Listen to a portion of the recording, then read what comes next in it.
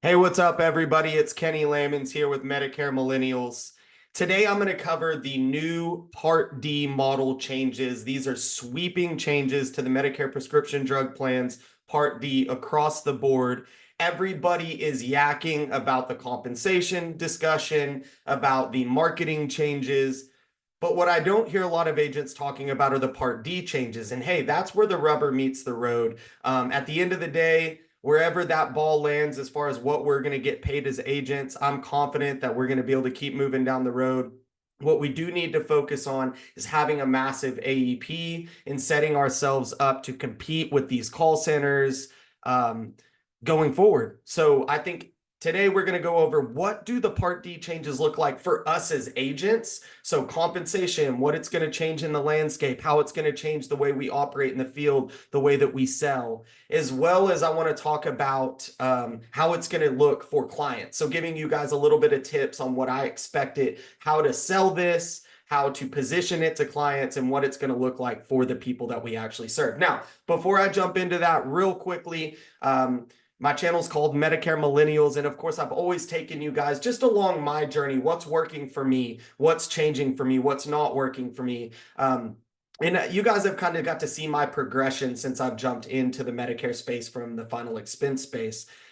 Two of the things that I offer to agents that watch his videos, well, actually three. First is just free content. I love sharing this stuff with you guys. I love talking to other people in the business. But number two, I offer consultation. So for those of you that are happy with your upline, but you just need that extra nudge, you want to know how I do a specific thing, or you want my insight on changing a part of your business or jumping into the Medicare space, you can go to our website, MedicareMillennials.com, and book a consultation with me. And then finally, if you are looking for an FMO and you're the right fit for me to do long-term coaching with, then I'm happy to connect you with my FMO for you to be an independent agent, own your own independent book, do your own thing, but we align with the same FMO, and therefore you get my consultations, my coaching, and hopefully just a long-term beneficial, mutually beneficial friendship as you move through the business. Okay, let's jump into it. So Part D changes. If you have done your AHIP already, it's outlined pretty well what that's going to look like for clients. Okay, so we'll jump into that at the end of the video. Make sure you stick around. What we're going to talk about first is agent changes. So I made some notes here. Let's start with compensation.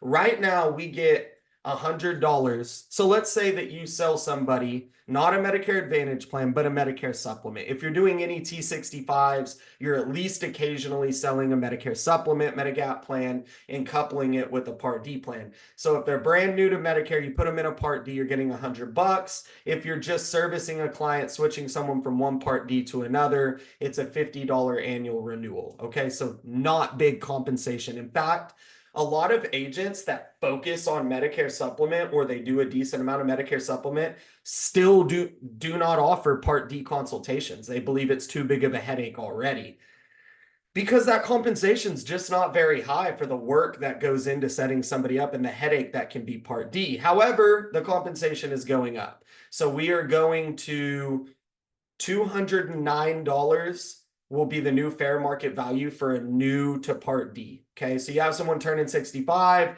they've never had a Part D drug plan before, you sell them their Medicare supplement. You hypothetically could make more money, $209 on the Part D drug enrollment than you could on some of these Medicare supplements, depending which plan you sell them. And then the renewal will go up in kind by $50 plus fair market value adjustment that's already come out. So that will look like $105. Now, before you get too excited and you think to yourself, oh, wow, maybe I'm going to focus more on med sups and standalone Part Ds, this is going to trigger a lot of changes. Okay, so we anticipate a massive increase. We don't know exactly what Part Ds are going to look like, but what we can anticipate because of the changes to the way Part D is structured, the way it's going to work going forward, we can anticipate big increases in the Part D premiums. Okay, so they're just the cost of getting on a drug plan. Like, for example, right now, there is a plan in my state, and actually, I think around the country, that is it's a value plan. It's only 50 cents per month. So you can set somebody up on their Medicare supplement. They say, hey, I don't even take any medicines. Great. You want the most value you can get, but avoid the penalty. We'll put you on this 50 cent per month Part D drug plan. Pretty situational, but that's available. And there's other plans that are $7, $15, $25, some affordable options in there depending what drugs you take. Well, I don't think we're going to see any 50-cent drug plans going forward. I think we're going to see a massive increase. Like, I think we're going to see plan withdrawal for the cheapest value plans and massive rate increases across the board on the other plans. Okay. So that is awesome. I'm super excited for those that are diehard Medigap fans and they're going to buy a standalone Part D. It's great that we're getting a pay increase. At least it might be worth our time to set them up on it now. However, I think there's going to be a lot less plans available, which is going to make it a hard market to serve and to service. And I also believe a lot of those plans are going to be non-commissionables. If you weren't aware of this, there are already non-commissionable PDP plans in the market, and there were even more last year. Well, I don't know about you, but I'm not a big fan of working for free. I love helping people, but at the end of the day, this is my job. I've got to be compensated for what I do. So we're gonna have to see where that lands. Here's what I will say. So we've got the compensation changes. The negative impact is with the Part D changes across the board, I expect it to be a lot more expensive and there to be more non-commissionable plans. So that's kind of a negative there, right? I also see this as a massive opportunity for growth. Okay. So even if you focus exclusively on MAPD, you're going to see a lot of people in the MedSup and standalone PDP market being disrupted, their premiums jumping up, skyrocketing. They don't take a lot of drugs. They're going to be interested in looking at alternatives, whether that be a different PDP or maybe it's time they're open finally to looking at an MAPD plan. Massive opportunity for us as agents across the board. Of all the things agents are worried about, most of this stuff is still up in the air, okay? But of the things we're worried about, which understandably so, here's one thing that's for certain. The strong are going to survive. If you're adaptable, you're creative, you're willing to change some things according to what the rules end up changing, we're going to have massive opportunity. There's never going to be a time since I've been in this business that more people are going to be looking for advice and help and seeking counsel and willing to change their plans. Okay, let's jump into the structural changes for PDPs. Okay, so I don't know if you guys know this, but I do put a breakdown below so you can jump ahead to different parts. I'll break it down for you so you can click the timestamps and go to the part you want. So how does this actually look for the client? What is the product that we're selling, this standalone Part D, actually going to look like? Now, these changes apply to all Part D. I've been referencing standalone PDPs, but the Part Ds that are built into Medicare Advantage plans or that are what we call integrated are also, that still all falls under Part D. Those are just standalone PDPs that aren't standing alone. They're built into the MAPD. So these changes right here still apply to them. The reason we don't expect as big of a change in premiums and so forth in MAPDs is because since it is all grouped together, they're able to absorb some of these costs in other ways. So we are going to see changes in benefits in MAPDs. I don't know that we're going to see an actual monthly premium increases. We're yet to see that. Okay, so this applies to any Medicare plan that has Part D integrated into it as well. We now have $2,000 annual max out of pocket. So that's huge. What that means is the amount of money that the customer pays out of their pocket for their prescription drugs is going to be capped at $2,000 annually. I mean, you've got to think about that. That number was, people were paying thousands of dollars out of their pocket in certain situations before. Who's eating this cost? Well, Medicare picks up a certain percentage of it. I'm about to show you guys a PowerPoint slide from the educational seminars I do that helps illustrate it, but it's the plan, the carrier, that's having to pick up a large percentage of these costs after the client reaches a $2,000 max out of pocket for the year. The other change is that there is no more donut hole. So let me just go ahead and pull this slide up and illustrate this for you guys. Share my screen. Okay, go here. Yeah, hopefully you guys can see. what I see here. All right, so the prominent changes, 2,000 annual max out of pocket, elimination of the coverage gap. So that's what we've always called the donut hole. So after you get through the deductible phase, then you jump into the initial phase. And once you had spent, or the plan had spent a certain amount of money through the initial phase, you'd fall into the donut hole. That no longer exists. There will only be the deductible phase, the initial phase, and then the catastrophic phase, which essentially means the client's not paying anything out of pocket at that point.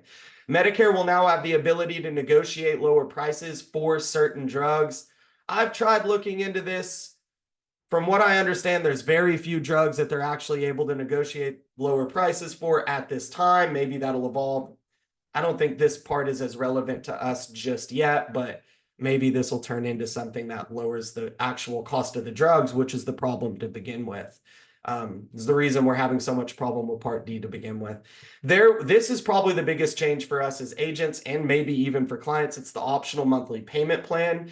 So if a client they take a lot of expensive medications and they are likely to hit that $2,000 max out of pocket. Okay, so they know they're going to be paying their deductible and that their copay after that in the initial phase, they know they're going to hit their $2,000 max out of pocket. Well, instead of front loading that, they can actually contact the carrier, contact their plan, elect to be put on an optional monthly payment plan. Here's how that will look.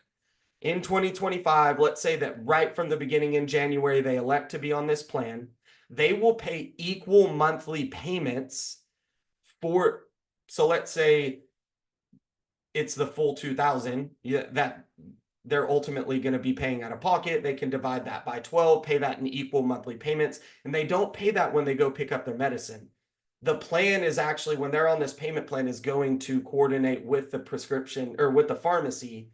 They're not going to pay anything when they pick up their drugs. They're just going to make their monthly payment to the plan, and they go pick up their prescriptions every month. So it's going to make it a lot more predictable, constant, and easy on your customers. Now, what happens if they go pick up their prescriptions throughout the year and they do not make their monthly payment? That was a little confusing to me because the best that I could understand, they cannot cancel your coverage if you don't make those payments. So we'll see what that looks like. I mean, again, that's more cost hypothetically that these plans are going to be eating. I mean, there's only, don't get me wrong, I'm the first to admit that carriers can seem to be greedy, but at the same time, they've got to have some level of predictability. So we'll see how that looks. But the monthly payment plan is pretty big. And then the deductible is going up to $590. So what does that look like? I created this little graphic. I don't know how good it is, but it made sense to me. 2025 Part D model. You pay 100% of the deductible. Once your deductible is met, when I say you, I'm saying as if you were a client, your client pays their copays.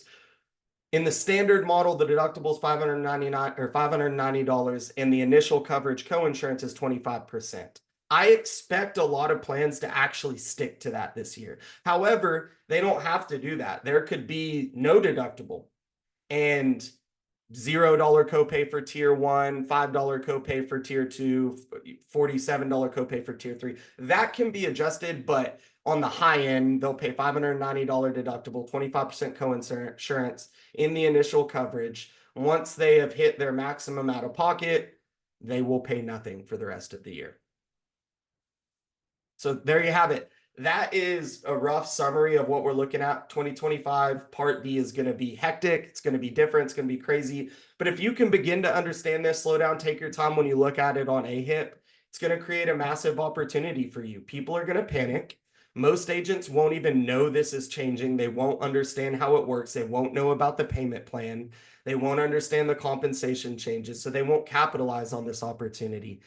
If you like the way that I do business, you want to learn intimately one-on-one from me, please do a consultation or reach out via our contact page and we can discuss hooking you up with our FMO so that you can get started on your journey to Medicare success. Y'all have a good one.